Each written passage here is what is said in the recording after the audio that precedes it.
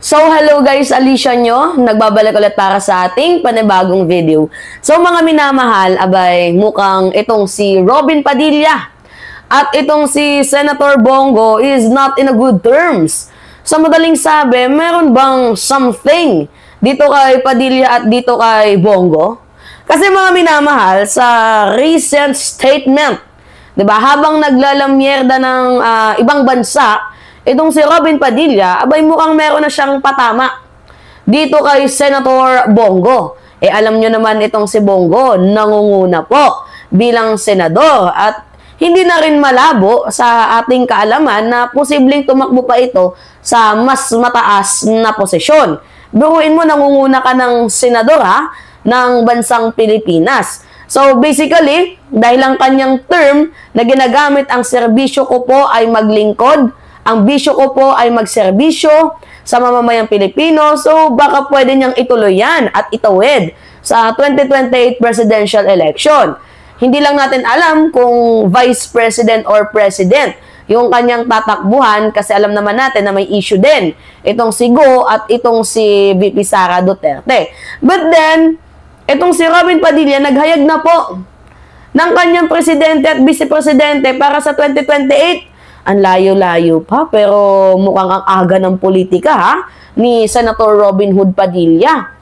Talaga nga namang mas inuna pa yung pamumulitika kaysa magtrabaho, 'di ba? Dito sa ating inang bayan. Yan yung nakukuha nating serbisyo sa mga senador na isa lamang artista. Walang alam sa politika, 'di ba? Kaya ano yung expect ninyo? Hindi quality. Kumbaga cheap products ang ibinibigay sa atin. Cheap na paglilingkod ang ibinibigay sa atin ni Padilla. Puro lamang mga, tawag dito, puro lamang siya pabibo, diba? Kanyang mga binibitawang salita, puro pabibo, pa-highlights, pasikat. Wala diba? Action star, talagang mahilig magdrama. Kumukuha ng ng attention. Now, mga minamahal, nakuha na naman ulit, again and again and again, ni Senator Robin Hood Padilla. Ito nga pong atensyon natin, mga minamahal. So ngayon, basahin natin, Abante News Online. Okay, sa pagdiriwang ng Araw ng Kalayaan sa Kuala Lumpur, Malaysia, kasama ang mga Overseas Filipino Worker or OFW, ipinakilala ni Senator Robin Padilla sa Senator Amy Marcos bilang susunod na presidente ng bansang Pilipinas. At makikita ninyo mga minamahal na tinawanan po ng napakaraming mamamayang Pilipino itong sinasabi ni Robin Hood, ni utol nating Hudlom. Sabi niya, ipinapakilala ko po sa inyo ang susunod na pangalawang Pangulo ng Pilipinas, Amy Marcos. Naku po, paano na lang yung pangarap ni mga minamahal, paano na lamang po yung pangarap ni Senator Bongo? Hindi man lang ba yun inisip ni Robin Padilla na masasagasaan niya yung kaibigan niyang naghahangad din ng posisyones, ng mataas na posisyon sa gobyerno? Alam mo naman na itong si Senator Go ay umiyak dito nga po kay former President Duterte dahil gusto nga pong tumakbo bilang presidente ng bansang Pilipinas at ang gusto niyang katandem itong si Sara. Ngunit si Sara naman ay talagang dumikit dito kay PBBM dahil malakas si PBBM. Diba? Umiyak itong si Go dahil mababa sa survey, umatras. Alright, mga minamahal. Ngayon po, sa totoo lang, mga minamahal, si Amy Marcos, siya yung tipo ng taong hipokrito.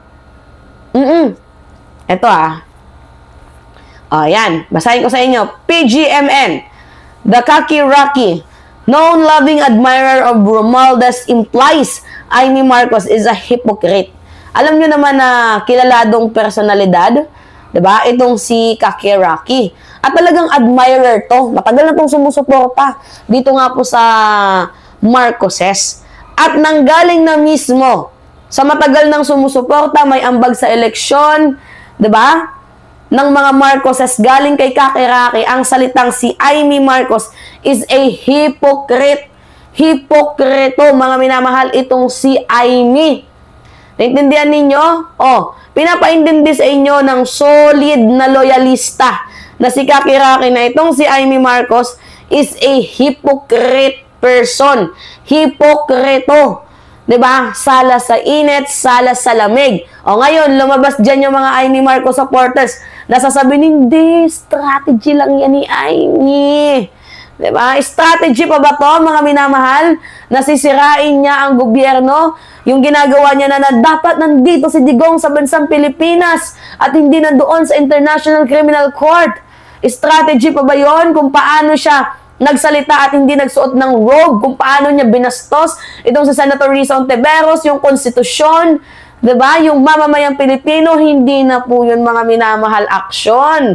Hindi na po yun drama. Realidad na po yun. Yun po talaga yung Amy na kilalado natin, mga minamahal. 'Di ba? Nagigets ninyo? Oh, nakakahiya. 'Di ba? At literal na DDS talaga itong si Amy Marcos. Pero tingnan naman ninyo, imposibleng hindi naman to ipakilala ni Robin Padilla kung hindi niya nakikitaan ng pagmamahal itong si Amy dito sa mga Duterte. 'Di ba? Kaloka tong mga eksenang hanash. Bigla tayong nauhaw, mga minamahal. Okay, let's see. Panoodin natin to. Ang magsasagip sa ating bansa, Inday Sara Duterte. Naku po, ang magsasagip daw sa bansa, si Inday. Umaangal yung pangalawang Pangulo. Sino yung pangalawang Pangulo na yan? Ito po, di ko pwede sabihin, lola ko ito. Baka sampalin naman ito, makasawang sampal, di naman kami mag-girlfriend. Gusto ko po ipakilala din sa inyo, ito, kung merong Bisaya, Gabriela Silang, may Ilocano, Gabriela Silang. Dahil naman po, si Gabriela Silang ay taga-Apra. Ito po, ang daming nagtatanong. Napakadaming tanong. Totoo ba siya? Ganito ba siya? Ako po magsasabi sa inyo. Totoo siya. Totoo, plastic na yan. Hindi po ako nagsinungaling kailanman. Ako po, napapanood naman nyo siguro noong pa kung paano po pinagtanggol si Apo Lakay, yung senior. Nung nagagalit ang maraming tao noon at ayaw siyang ilibing, dadalawa lang ang taong nagtatanggol na siya'y mailibing. Una, si Rodrigo Roa Duterte.